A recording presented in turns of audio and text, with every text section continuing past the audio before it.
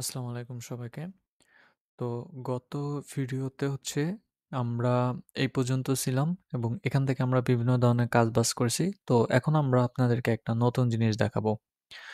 তো ধরেন এই ফাইলটা আমি রান করলাম। আমি বিভিন্ন ধরনের নাম লিখলাম। আকাশ, বকু,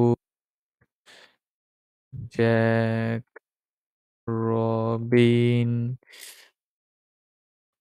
সাগর, ঠিক আছে? এবং এই ফাইলগুলো লেখার সাথে, সাথে দেখেন উইথ কাউন্ট নামে একটা ফাইল তৈরি হয়ে গেছে।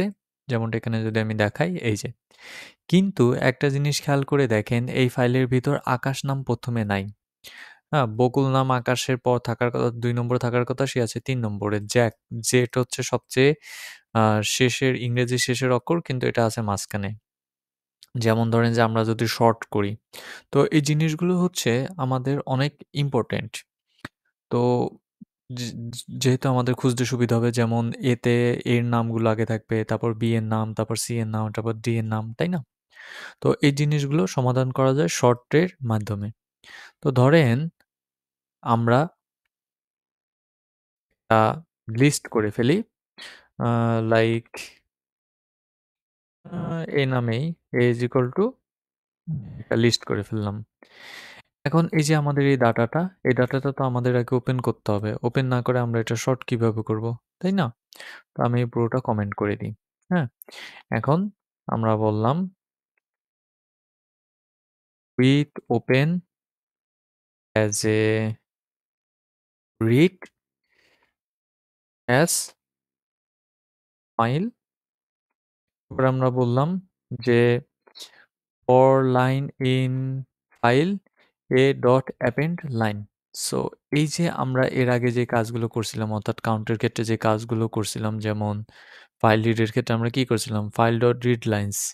তো এই ফাইল ডট রিড লাইনস এভাবে না করে আমরা চাইলে এভাবেও আমরা রান করতে পারি। ফর লাইন, লাইন কি করবে প্রত্যেকটা ফাইলের জন্য, এই ফাইলটা কোথায়, এই যে এই ফাইলটা, এবং এই ফাইলটা কোত্থেকে আসতেছে, উইড কাউন্ট থেকে আসতেছে। তাহলে ফর লাইন ইন ফাইলস, এখন আমরা যে নিয়েছি আমরা জানি এটা লিস্ট, লিস্টের ভিতর কোনো কিছু অ্যাপেন্ড করতে হলে আমাদের কি করতে হয়, A dot append line. So এখন যদি আমরা এটাকে প্রিন্ট করি, প্রিন্ট এ, দেখবেন যে এ with count dot TXT, TXT, now আমরা রান করি, আমরা প্রত্যেকটা ফাইল পেয়ে গেলাম। এখন ফাইলের শেষে যে স্ল্যাশ ইন আছে, মানে আমরা নতুন লাইন পাবো। এটা চাইলে এখান থেকে সলভ করা যায়, যেমন আর strip and the problem is solved. Hmm? তো এখন এই যে আমরা শর্ট করব, তো শর্ট করার জন্য প্রথমে আমাদেরকে এটাকে লুপে নিয়ে যেতে হবে। তাহলে ফর আই ইন এ, এখন আমরা বলতে পারি যে প্রিন্ট করো আই। তো এভাবে যদি আমরা লুপ করি, সেই ক্ষেত্রে শর্ট হওয়ার সম্ভাবনা নেই বললেই চলে। যেমন দেখেন প্রথমে মিম, তারপর আকাশ, এটা কিন্তু শর্ট কিন্তু হয় নাই। তাহলে শর্ট কিভাবে করতে হবে? তো শর্ট করার জন্য আমাদেরকে SORTD, শর্টেড, এই ফাংশনটা ব্যবহার করতে হবে।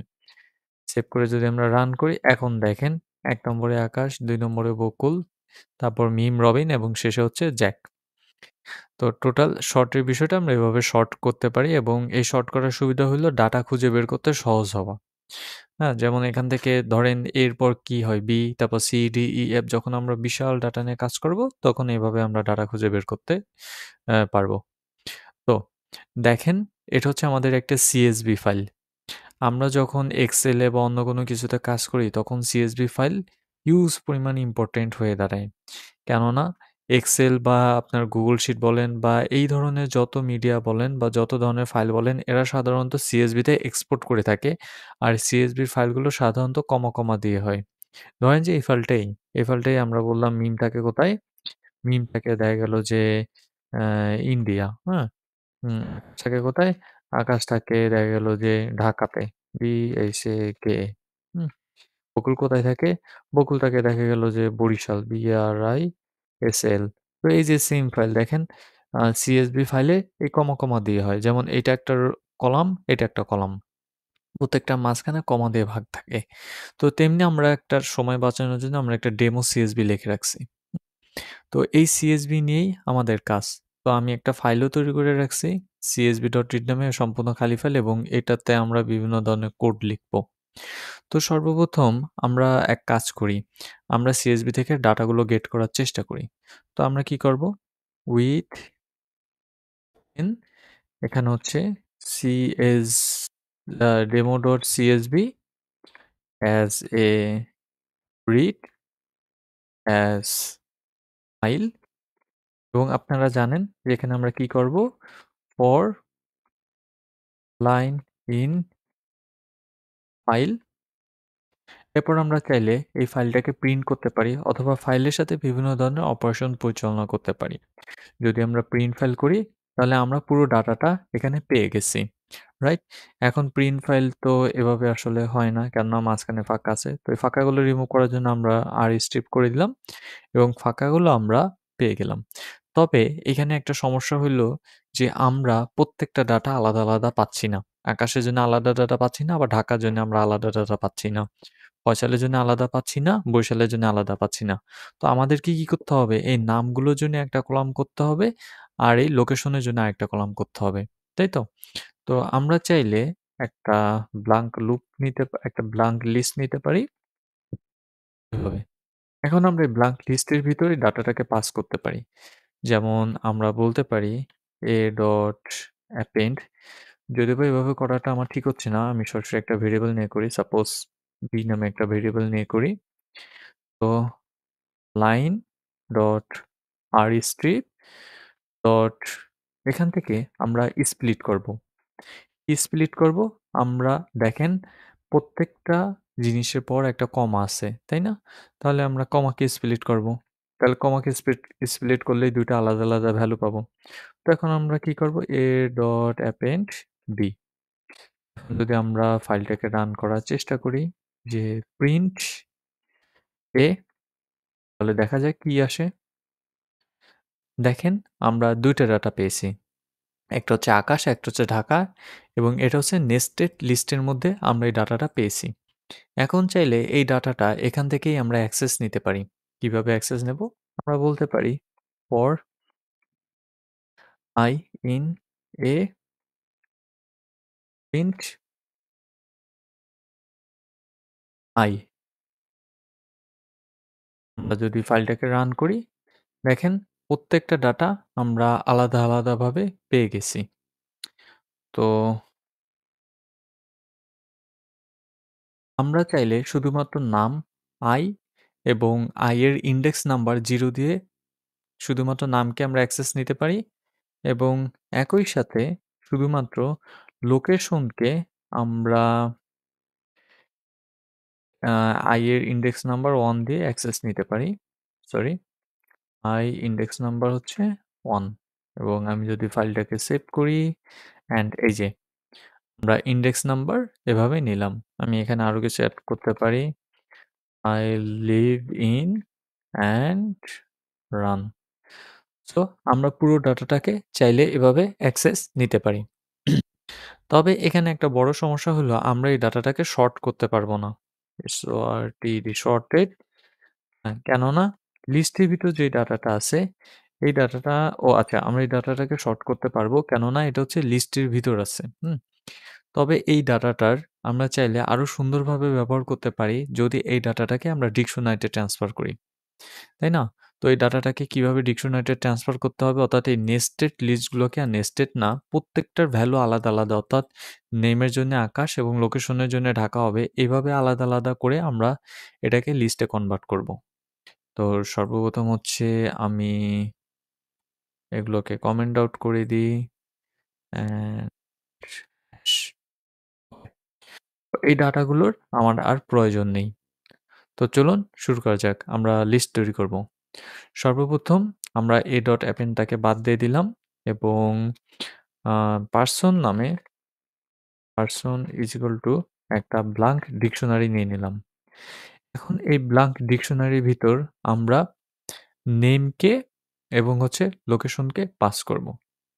তো ধরেন এই যে b is equal to line.strip split আমরা স্প্লিট করে দিছি। এখানেই আমরা চাইলে এভাবে লিখতে পারি নেম, লোকেশন। তো শোন।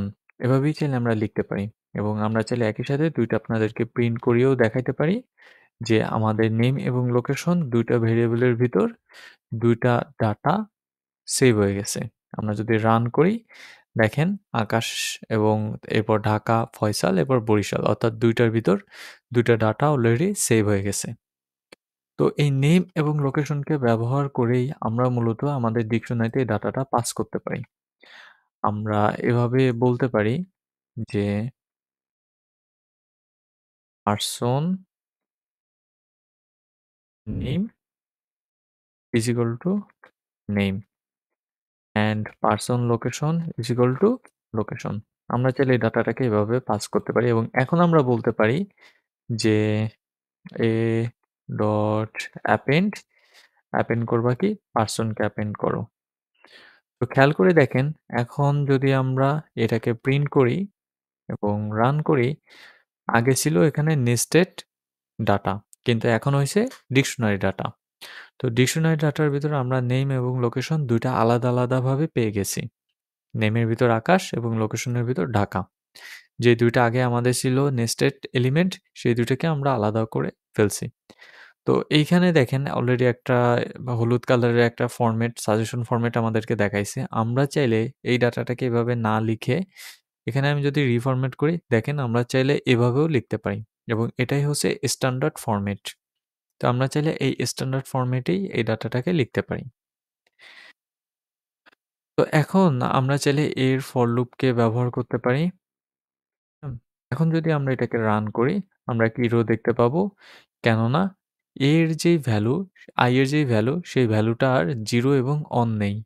এখন i এর ভ্যালুটা হবে নেম এবং এখানে i এর ভ্যালুটা হবে লোকেশন। এখন যদি আমরা রান করি i এর ভ্যালু নেম এবং লোকেশন হলেও আমরা ডিকশনারি কোনো কিছুই শর্ট করতে পারি না। তো এখান থেকে আমাদের শর্টেডটা রিমুভ করে দিতে হবে এবং আমরা যদি অ্যাগেন রান করি আমরা আমাদের যেই ডিজায়ার ফাইল সেই ফাইলটা আমরা এখানে পেয়ে যাব। কিন্তু এই ফাইলটা পেলেও আমাদের বেশ কিছু সমস্যা থেকে যায়। তবে আমরা চাইলে এটাকে সম্পূর্ণ এফ স্ট্রিং এর ভিতর নিয়ে যেতে পারি। আমরা এখানে সেকেন্ড ব্র্যাকেট, সেকেন্ড ব্র্যাকেট এবং বলতে পারি যে এফ স্ট্রিং এবং পুরোটাকেই আমরা ব্র্যাকেটের মধ্যে বা ব্র্যাকেটের আন্ডারে নিয়ে আসতে পারি। কমাটাকে বাদ দিয়ে আমরা এখানে ক্লোন করতে পারি। আমরা যদি রান করি সো এখান থেকে আমরা ডাটাটা পাবো। তবে এখানে এই যে ডাটাটা পেয়েছি দেখেন আবিদ হচ্ছে মাঝখানে, বকুল হচ্ছে শেষে। আমরা কোনো শর্টেড পাচ্ছি না অর্থাৎ শর্ট হিসেবে পাচ্ছি না। তো আমরা যদি এখানে এই নেমটাকে শর্ট করতে যাই শর্টেড এটাকে আমরা শর্টেড করতে যাই এবং আমরা যদি সেভ করি আমরা যদি রান করি দেখেন আমরা একটা এরর পাচ্ছি ফর আই ইন শর্টেড এই লাইনটাতে। কেননা এটাকে সরাসরি শর্ট করা যাবে না। এটা লিস্টের ভিতর নাই এবং এটা হচ্ছে একটা ডিকশনারি। যেমনটা এখানে দেখতে পাচ্ছেন এটা একটা ডিকশনারি, এটা তো লিস্ট না। তো এটাকে আমরা শর্ট কিভাবে করব? তো সেইজন্য আমরা সাধারণত ডেফ একটা নেম নিতে পারি লাইক নেম ডট হ্যাঁ? আমরা এর ভ্যালুটাকে পাস করে দিতে পারি এখানে এবং আমরা বলতে পারি যে return, return hmm? A name এনে নেমি নেম। সো আমরা এটা বলতে পারি। তো এটা বললে হবে কি যে আমরা এই শর্টের যেই সরি সো এটা বললে হবে কি আমরা এই শর্টের যেই ভ্যালুটা ছিল এখানে আমরা কে হিসাবে নেম শর্টটা ইউজ করতে পারি এবং কে হিসাবে নেম শর্টটা যদি আমরা ইউজ করি সেই ক্ষেত্রে আমাদের যেই ভ্যালুটা থাকবে সেটা আমরা শর্ট হিসেবে পেয়ে যাবো। আমরা যদি রান করি দেখেন এখন প্রথমেই আকাশ মানে আবিদ, তারপর আকাশ, তারপর বকুল, তারপর ফয়সাল, মিম, রিয়া। ওকে? তো আজকে এই পর্যন্তই। দেখা হচ্ছে সামনের কোনো ভিডিওতে। আল্লাহ হাফেজ সবাইকে।